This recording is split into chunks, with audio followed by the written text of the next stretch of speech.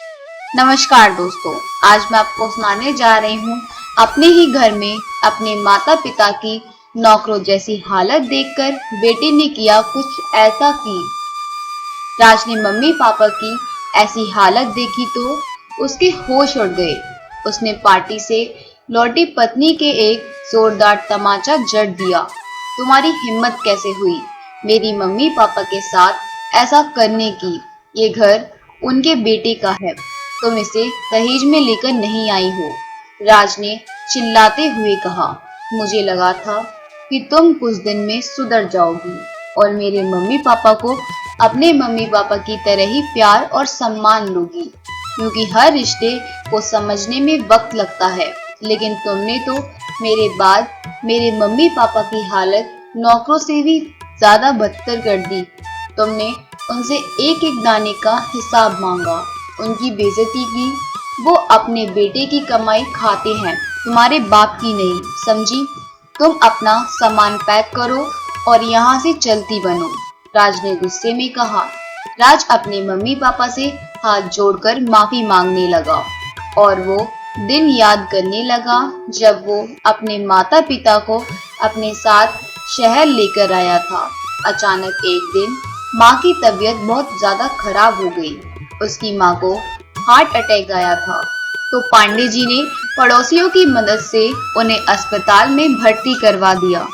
Doctor ने उनके इलाज करने के लिए एक मोटी रकम मांगी, लेकिन पांडे जी के पास इतने पैसे नहीं थे कि वे सारे पैसे जमा कर इलाज करवा सके। तो उन्होंने अपने बेटे राज को फोन लगाया। हेलो राज, बेटा मैं तुम्हारा पापा बोल रहा हूँ। तुम्हारी माँ को हार्ट अटैक आया है। यह सुनकर राज सन्न रह गया। राज बोला, कैसे, कब आया पापा? पर आपने मुझे बताया क्यों नहीं? बेटा आज सुबह ही आया है, तुम कुछ पैसे भेज दो। डॉक्टर ने पूरे 5 लाख रुपए मांगे हैं। राज नम आंखों से बोला, पापा आप कैसे बात कर रहे हैं? आप वहाँ ऐसी हालत में अकेले हैं और मैं यहाँ। नहीं पापा, आप डॉक्टर से कहो कि वह इलाज शुरू करे, मैं अभी पैसे लेकर पहुँच रहा हूँ। आप चिंता मत कीजिए, माँ बिल्कुल ठीक हो जाएगी। राज ऑफिस छोड़कर जल्दी से घर आया और अपनी पत्नी से बोला, हमें अभी गांव जाना है, मम्मी को हार्ट अटैक आया है। ओहो राज, तुमने तो मेरा सारा मूड खराब कर दिया। तुम्हें पता है ना, आज मेरी सहेली की शादी है, हमें वहां जाना है। 5 स्टार में पार्टी रखी है, तुम कहीं नहीं जाओगे, तुम मेरे साथ चलोगे। क्यों अपनी माँ के चिंता कर रहे हो? बुढ़ापे में तो ऐसी बीमारियां लगी ही रहती हैं, रिंकी राज से बोली। राज गुस्से में बोला, तुम्हारा दिमाग खराब हो गया है। यहाँ मेरी माँ हॉस्पिटल में भर्ती है और तुम्हें पार्टी की लग रही है। तुम्हें नहीं जाना तो तुम मत जाओ, लेकिन मैं अपने पापा को इस हालत में अकेले नहीं छोड़ सकता। राज ने फ्लाइट पकड़ी और हॉस्पिटल पहुंचा। अपने पापा को रोता देख दौड़कर उसने उन्हें गले लगा लिया। पांडे जी बेटे के गले लगकर रोते हुए बोले, बेटा देखो तुम्हारी माँ की क्या हालत हो गई है। पापा मैं आ गया हूँ ना, अब सब ठीक हो जाएगा। राज ने अपने पापा के आंसू पोंछे और कुर्सी पर बिठा दिया। राज अपने पापा का हाथ पकड़ते हुए बोला, पापा आप यहाँ बैठो और भगवान से प्रार्थना कीजिए, मैं अभी डॉक्टर से मिल कर आता हूँ। राज जाकर सबसे बड़े डॉक्टर से मिला और कहा, डॉक्टर साहब चाहें जितने पैसे लग जाएं, पर मेरी माँ को कुछ नहीं होना चाहिए। डॉक्टर ने राज को दिलासा दिया। राज जी आप चिंता मत कीजिए, हम पूरी कोशिश करेंगे आपकी माता जी को बचाने की। डॉक्टर सविता जी के इलाज करने में जुट गए। कुछ ही दिनों में सविता जी पूरी तरह ठीक हो गई। राज अस्पताल से अपनी माँ को अपने पापा के घर ले आया और कुछ दिन वहीं रहकर उनकी सेवा की। लेकिन काम की वजह से उस पर उसके बॉस के फोन पर फोन आ रहे थे। तो पांडे जी ने अपने बेटे से कहा, बेटा अब तुम्हारी माँ ठीक है।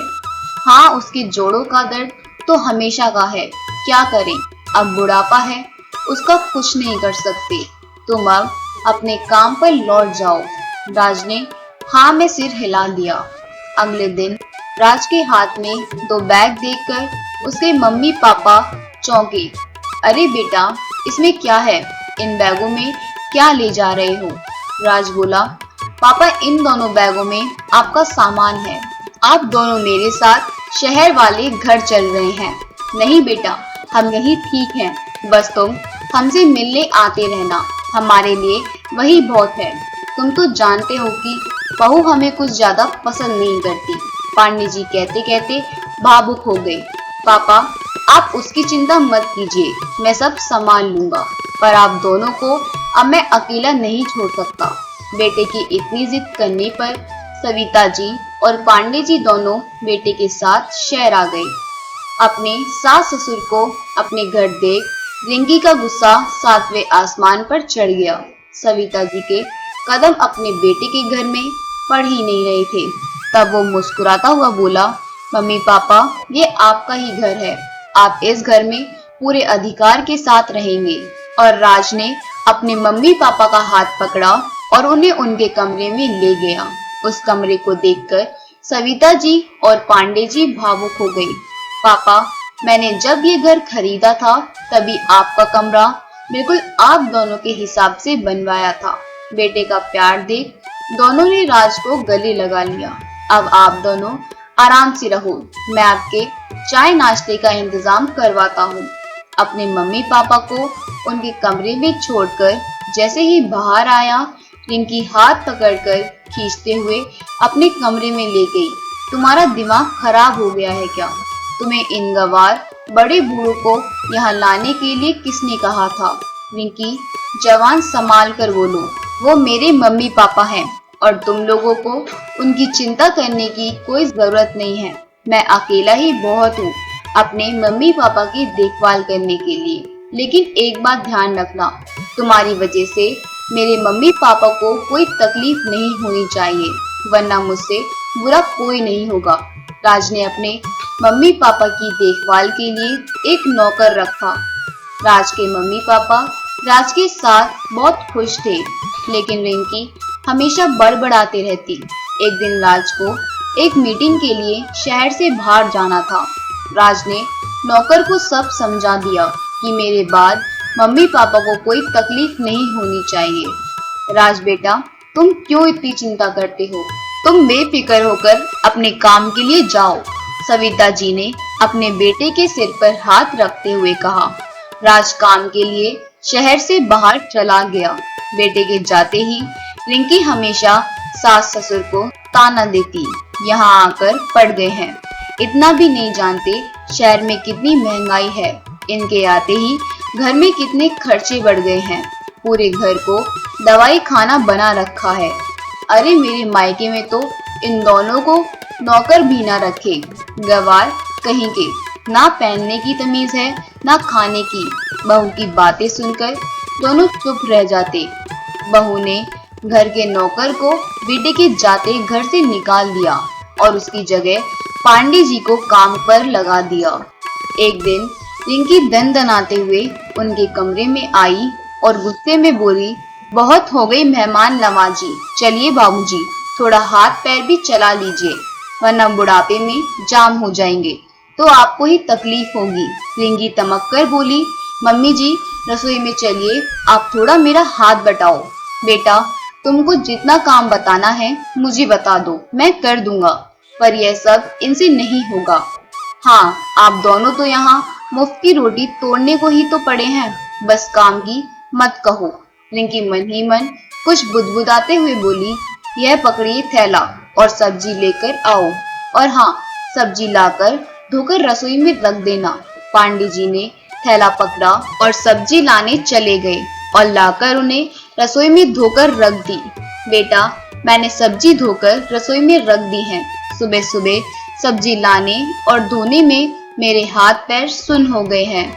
क्या 2 कप चाय बना दोगी? मैं आपकी नौकरानी नहीं हूँ जो आप मुझे ऑर्डर दे रहे हैं। सब्जी लाकर आपने कोई एहसान नहीं किया है, यहाँ रहेंगे तो काम भी करना पड़ेगा, जाइए खुद बना लीजिए। रिंकी ने एकदम से धमकाकर कहा और अपनी चाय लेकर कमरे में चली गई। पांडे जी ने 2 कप चाय बनाई और खुद लेकर अपने कमरे में आ गए। यह देखकर सविता जी की आंखों में आंसू आ गए, क्योंकि उन्होंने बहू की सारी बातें सुन ली। अरे तुम चाय पियो और सब कुछ भूल जाओ। हमारा बेटा हमारे साथ है तो हमें चिंता करने की कोई जरूरत नहीं है। सविता जी ने अपनी आंखें पोंछी और दोनों चाय पीने लगे। पांडे जी ने दोपहर को रसोई में जाकर देखा तो बहू ने खाना भी नहीं बनाया, तो पांडे जी ने खुद ही खाना बनाया और दोनों ने साथ मिलकर खाना खाया। सविता जी से अब काम नहीं होता था, इसलिए उनके हाथ पैर अब ज्यादा ही दर्द करने लगे थे। बहू कमरे में से बाहर आई तो कड़क कर बोली, यह क्या है? आप लोगों को जरा भी तमीज नहीं है। पूरी रसोई गंदी कर रखी है, गवार कहीं की। मुझे पूरी रसोई साफ चाहिए। जब से आई हैं महारानी एक भी काम को हाथ नहीं लगाया है। पांडे जी बोले, बेटा तुम चिंता मत करो, मैं खुद बर्तन और रसोई साफ कर दूंगा। इतना कह बहू वहां से चली गई। बेचारे पांडे जी ने सारी रसोई और बर्तन साफ किए और कुछ खाना दोपहर का ही बच गया था, तो शाम को वही खाकर सो गए। बेटा माँ बाप का हालचाल पूछने के लिए रोज शाम को फोन करता, मगर पांडे जी और सविता जी अपने बेटे से बहू की कुछ भी शिकायत नहीं करते। अभी सुबह बहू ने 200 रुपए सब्जी लाने के लिए देते हुए बोली, सारी सब्जी का हिसाब पर्ची पर लिखवा कर लाना। पांडे जी चुपचाप थैला लेकर चले गए। पांडे जी ने सब्जी वाले से लिस्ट के हिसाब से सब्जी ली और उसका हिसाब बनवाकर सोचने लगे, चलो अच्छा है, सारी सब्जी के दाम और वजन पेपर पर लिखा है, बहू को शक भी नहीं होगा। सर्दी बहुत पड़ रही थी। बेचारे बाबूजी की सब्जी लाते हुए हालत खराब हो गई थी।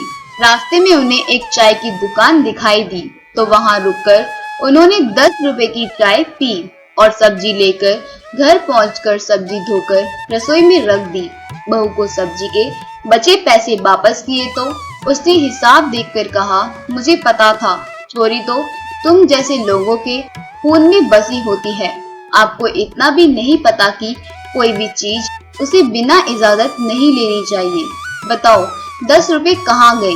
पांडे जी संकोच करते हुए बोले, वो ठंड बहुत लग रही थी, रास्ते में तो मैंने एक चाय पी ली। यहाँ तक आने में आपके हाथ पैर टूट नहीं जाते, घर आकर नहीं पी सकते थे। एक तो हमारे सिर पर आकर बैठ गए हैं और हमारे ही नाक में दम कर रखा है।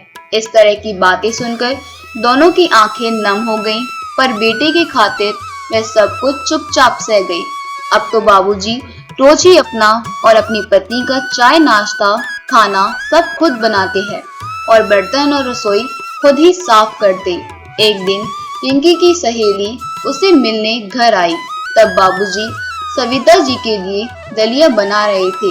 अरे रीता, तू क्यों आई? मुझे बुला लिया होता, मैं खुद आ जाती तुझसे मिलने। रिंकी ने हड़बड़ाते हुए अपनी सहेली से कहा, क्यों, मैं तेरे घर नहीं आ सकती क्या? नहीं, ऐसी बात नहीं है। अच्छा चल, तू मेरे कमरे में चल, वहां चलकर बात करते हैं। रिंकी सहेली का हाथ पकड़कर तेजी से अपने कमरे में ले गई, ताकि बाबूजी की उस पर नजर ना पड़े। दोनों आपस में बातें ही कर रही थी कि बाबूजी वहां पहुंच गए। वह, मुझे घी नहीं मिल रहा था, कहाँ रखा है? आपसे कितनी बार कहा है कि मेरे कमरे में मत आया करो, समझ में नहीं आता क्या? अब जाओ यहाँ से। रिंकी बाबूजी पर चिल्लाते हुए बोली।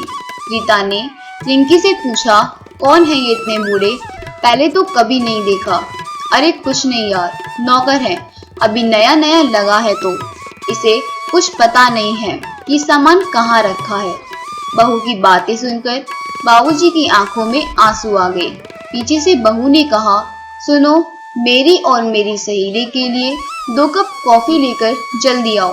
बाबूजी ने अपने आंसू पोंछे और कॉफी बनाकर बहू के कमरे में ले गए और वहां से वापस आए और अपनी पत्नी के लिए बिना घी का दलिया लेकर चले गए। क्या हुआ जी? बहू किस पर चिल्ला रही थी। अरे कुछ नहीं, तुम दलिया खाओ वरना ठंडा हो जाएगा। इतने में बहू चिल्लाते हुए आई, कॉफी बनानी नहीं आती तो बता नहीं सकते थे, मुंह का सारा टेस्ट खराब कर दिया। क्या हुआ? बहू सविता जी ने प्रेम से अपनी बहू से पूछा। आप तो चुप ही रहिए, काम की ना काज की, दुश्मन अनाज की। अभी मैं बाहर जा रही हूँ अपनी सहेली के साथ, आप लोगों को तो आकर बताती हूँ। वो हाँ, मेरे आने से पहले घर पूरा साफ हो जाना चाहिए। इतना कहकर रिंकी अपनी सहेली के साथ बाहर निकल गई। बहू की बातें सुनकर सविता जी रोने लगी।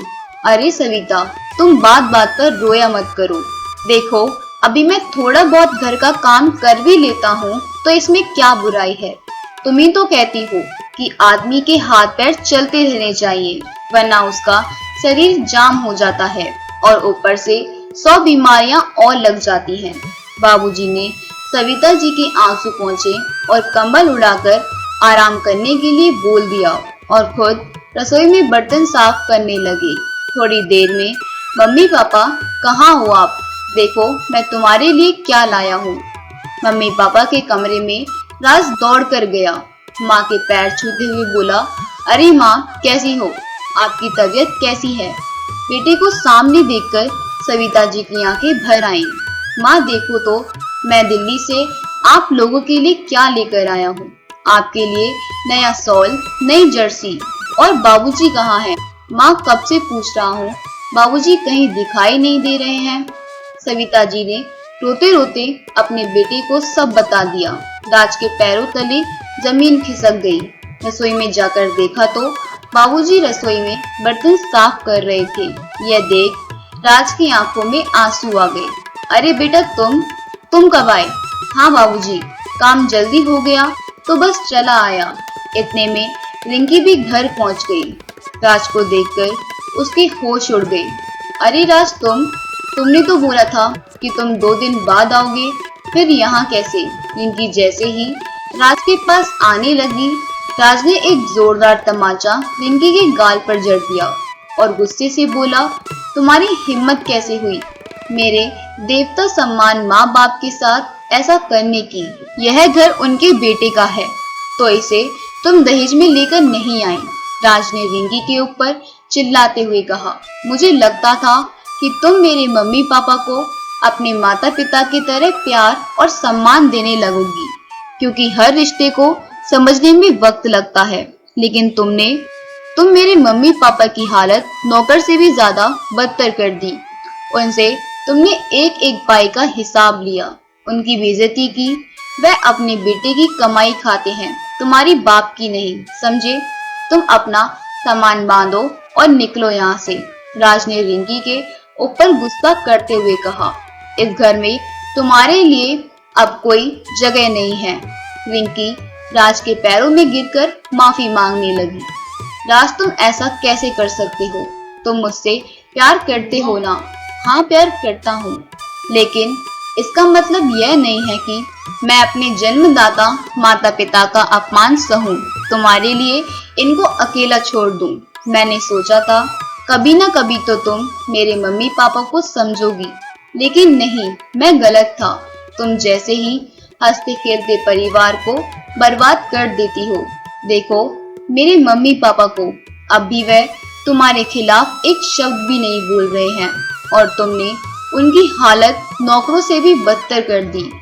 अरे शर्म आ रही है मुझे अपने आप पर। इतना कहकर राज मम्मी पापा के पैरों में बैठकर रोने लगा। माँ, मुझे माफ कर दीजिए, मेरे रहते आज के बाद आप दोनों को कोई तकलीफ नहीं होगी। रिंकी भी सविता जी के पैर पकड़कर रोते हुए बोली, मम्मी जी, मुझे माफ कर दीजिए, मुझसे बहुत बड़ी गलती हो गई। पैसों के घमंड में मैंने आपके साथ बहुत बुरा बर्ताव किया। सविता जी बोली, बेटा बहू को माफ कर दे, अब लड़ाई झगड़े किस घर में नहीं होते। लेकिन राज ने उनकी एक न सुनी और रिंकी का हाथ पकड़कर उसे घर से बाहर निकाल दिया। बाबूजी ने राज को रोकना चाहा, लेकिन नहीं पापा, आप ऐसा नहीं करोगे। अगर मैंने आज रिंकी को माफ कर दिया तो जो उनके अपने सास ससुर के साथ नौकरों जैसा बर्ताव करती है तो उनको सबक कैसे मिलेगा। इतना कहकर राज ने घर का दरवाजा लगा दिया और अपनी मम्मी पापा के साथ खुशी से रहने लगा। अगर आपको हमारी कहानी अच्छी लगी हो तो हमारी वीडियो को लाइक और शेयर जरूर कर दें और अगर आप हमारे चैनल पर नए हैं तो हमारे चैनल को सब्सक्राइब करके हमें सपोर्ट करें क्योंकि हमें आपकी सपोर्ट की बहुत ज़्यादा ज़रूरत है। आपका बहुत बहुत धन्यवाद।